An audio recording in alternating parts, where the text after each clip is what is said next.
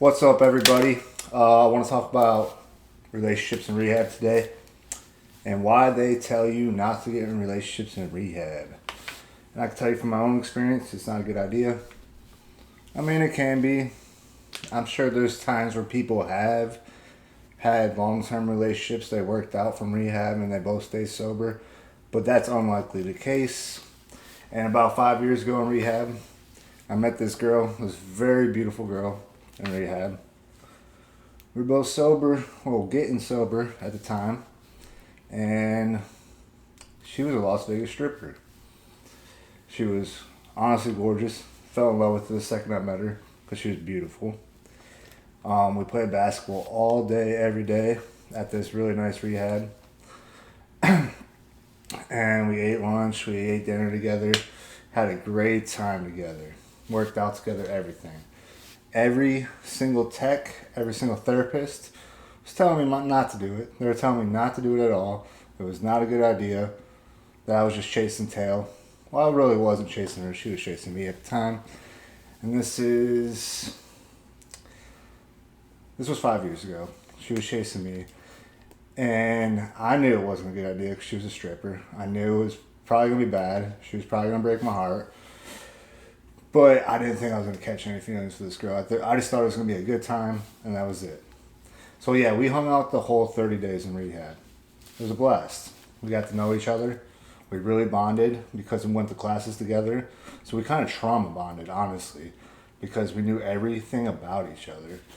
And I think that's where it went wrong. And that's where it does go wrong in rehab, is that most people that get in relationships in rehab, they trauma bond and they catch emotions for each other.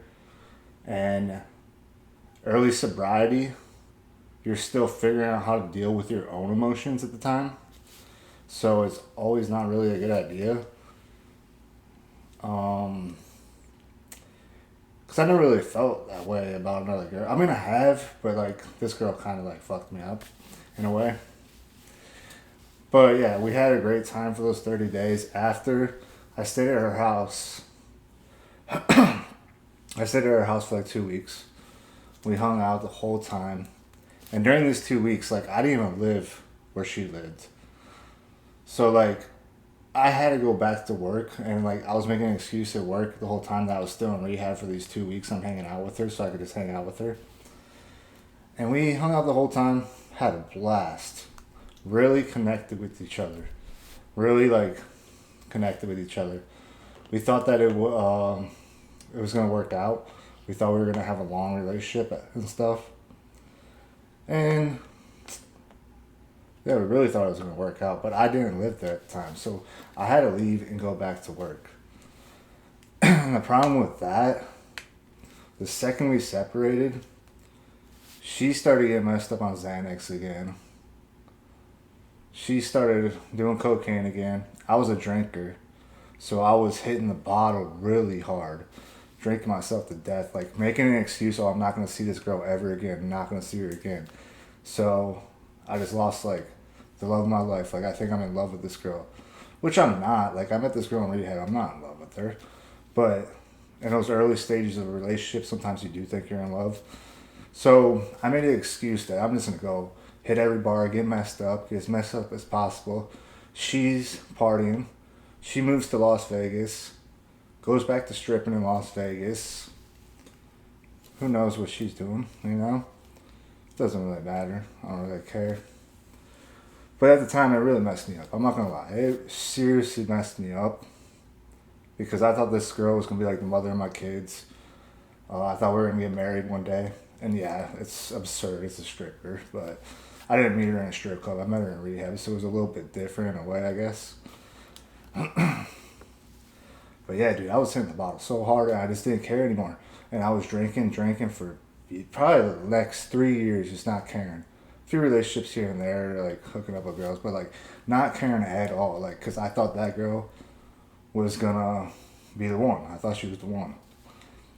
And what really messed me up too is like probably like a few months after we stopped chilling, maybe like 3 months after we stopped chilling, she got in a relationship with another guy and got pregnant like almost instantly, had a kid with him.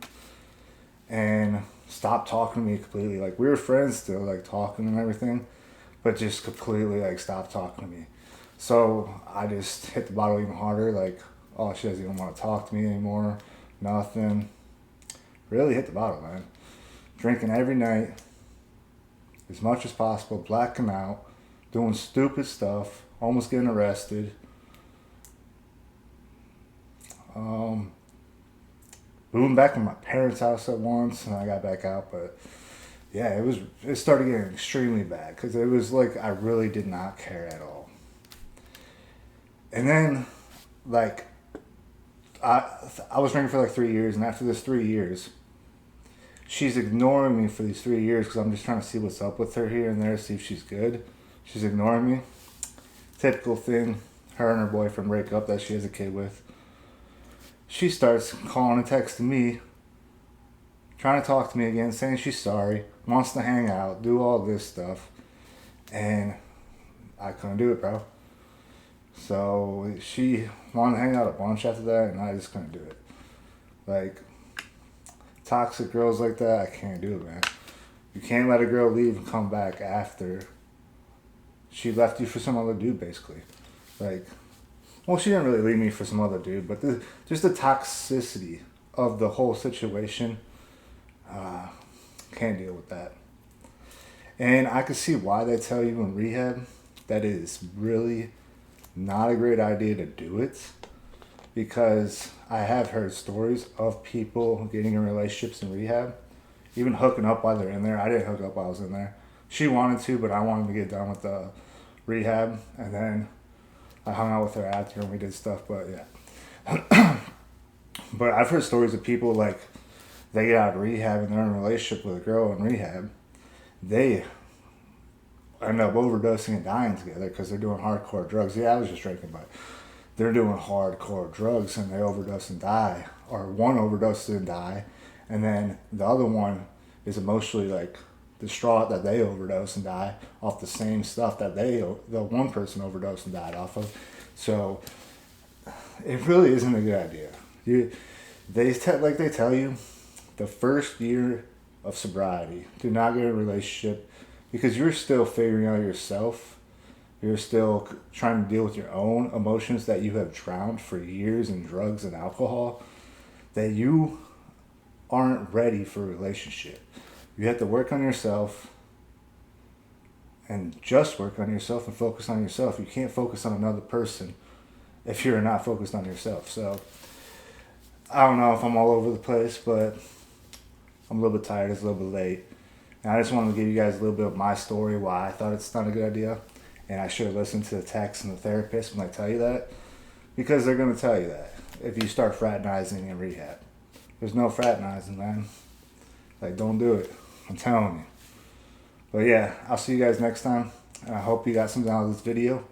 Peace out.